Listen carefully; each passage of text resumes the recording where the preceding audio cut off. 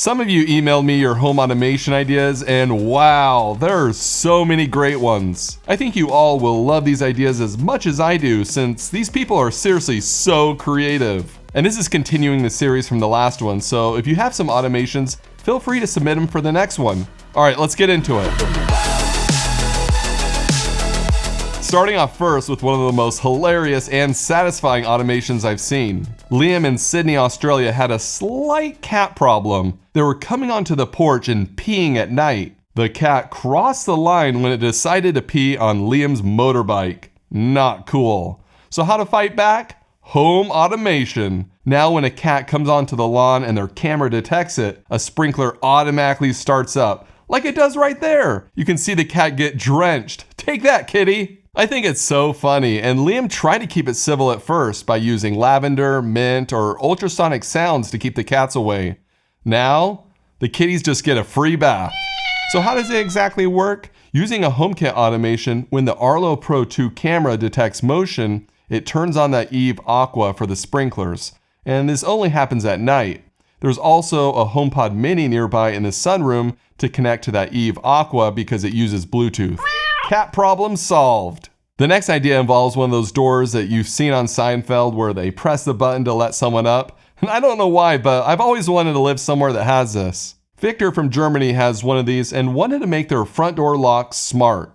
So they added a subtle NFC sticker on the side of the handle. Now whenever their connected phone scans the NFC sticker outside, Switchbot presses the button to open the door. I love it. It's like a tiny robotic doorman, and Switchbot is perfect for this kind of thing. You can get really creative with it, and if you're using it in a unique automation right now, please send it in because there are so many different ways you can automate with this thing. The door can also be unlocked with a phone or a smartwatch, even without scanning the NFC sticker. It's all done using the Apple Shortcuts app, and they run the Switchbot API through there. Or you can also run it on Android using the Tasker app instead. Viktor has some more screenshots showing you how you can set something like this up, so I'll link it down below so you can check it out. Alright, this next idea comes from James in Alberta, Canada, who wanted everyone in the house to stop piling dishes in the sink and actually load or unload the dishwasher.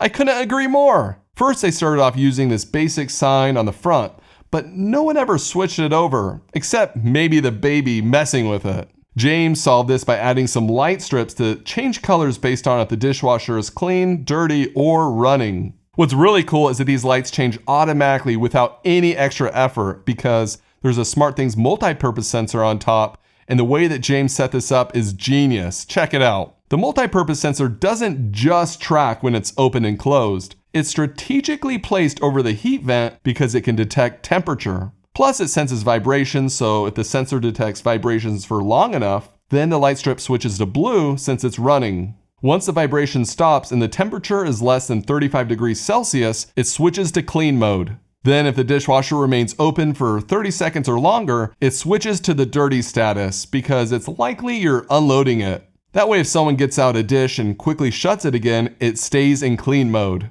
I'm really impressed with how precise this automation is. I tried automating my dishwasher a few years back, but it was not nearly to this level. Great job, James. This next idea is from Lewis from the channel Everything Smart Home, and I reached out to him and asked him for an automation because I've been loving his content lately. When he walks into the room, a motion sensor turns on the smart lights. Then once he sits down, a pressure sensor under the bed starts an automation with multiple actions. It powers on the TV, turns off the lights, and turns on the ambilight behind the TV. And here's the cherry on top. The blinds are shutting in the background. Nice. Now he has a perfect lighting for enjoying a show, and all I had to do was sit down. Honestly, I'm a little jealous. I bought a pressure sensor that goes under my bed, and it's working well for a few automations, but nowhere near like this. I need to step up my game. Lewis actually built the bed sensor for this automation, plus the ambilight was a DIY project with the Raspberry Pi. I'll link a few of his videos showing how he built all of that. And while you're watching those, make sure you subscribe to Everything Smart Home. He makes videos about smart home devices, dashboards, and Home Assistant. And seriously, I'm always learning stuff from him.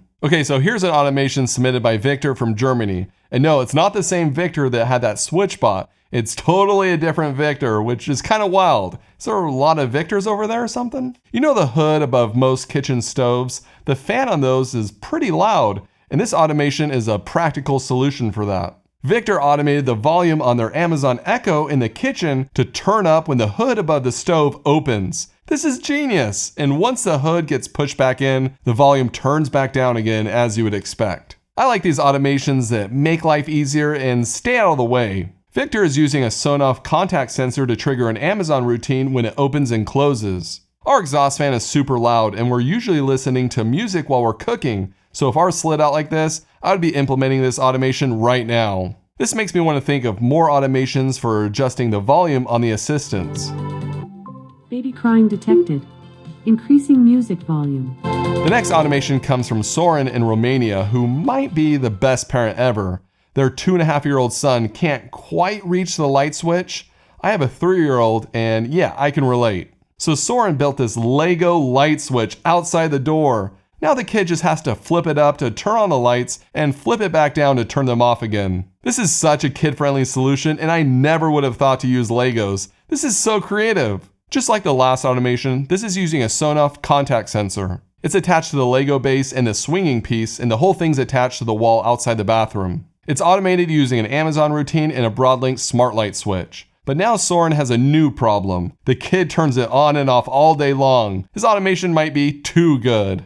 Okay, so this next automation isn't a user-submitted one. I stumbled across it recently on Reddit, and I just had to share it with you guys. Vinnie from Los Angeles built the ultimate alarm clock for someone like me who hates getting up in the morning and might sleep through their alarm. First, his lights turn on and his shades open. This is probably where I'd call it a day, but Vinnie takes it way beyond to the next level. They built a robotic Nerf gun that pelts you until you wake up. This is hilarious and I need it. Somehow I don't think it would get approved by Allie, but it would definitely increase my productivity. You're not being productive, Dad.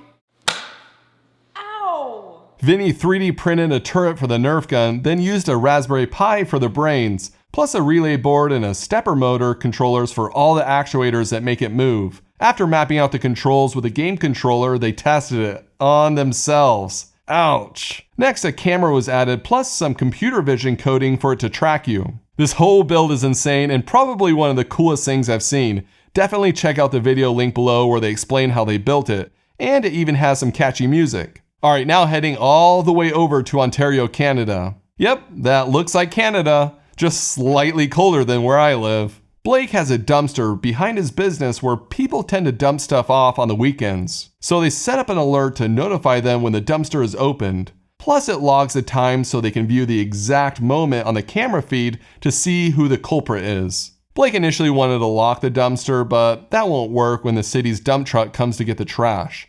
Also, I don't know if he bought that model dump truck to explain the automation, or if he already had it. Either way, I like it. So instead, they modified a contact sensor to make it more shock resistant, weatherproofed as best as possible using some tape, then mounted it to both sides of the lid. They also swapped out the magnetic piece with some stronger magnets so it would work farther apart. It's really impressive to see someone ruggedize a sensor that can survive outdoors in Canada on a dumpster. Uh-oh, looks like he caught someone dumping stuff. I can't imagine what he's gonna do to that guy now that he knows who it is. Probably give him a big Canadian handshake and tell him not to do it again. This next idea can make a big difference for those who need it. Frank from the USA set up an automation that will notice if someone is cranking up the heat too high on a Wise thermostat. It will set it back to a reasonable level. This is actually really common for those who are monitoring their elderly parents with dementia or poor vision. Many of them don't want to be completely locked out of their thermostat, so this could be a nice way to gently help them out. Nest and Ecobee will let you set temperature limits, but if you have something like Wise, this could be a good option for you. There's lots of reasons you might want to keep the temperature under control, like guests or pesky teenagers. This last automation is from Denmark and is very creative. Nikolai set up an automated bar that opens itself. It's all set up using a Google Home routine, so when anyone tells Google to open the bar, it opens up. This is super impressive, and I'm sure Nikolai is wowing everyone who visits. Using some old IKEA furniture, this was built by adding a sliding bed and a stepper motor, which moves the platform on custom 3D printed gears. The stepper motor controller and Arduino open the drawer until it hits the limiter switch. Then of course there's an addressable LED strip, which looks awesome. Also, everything is plugged into an IKEA trad-free smart switch, so you can trigger it with Google. And if you wanted to build it and you don't drink, I'm sure there's other ways you could use it. You can put 6 packs of Sorin here? Thank you so much to everyone who submitted ideas. And if you want to keep this series going, submit your own ideas following the instructions linked below. I can't wait to see your automations.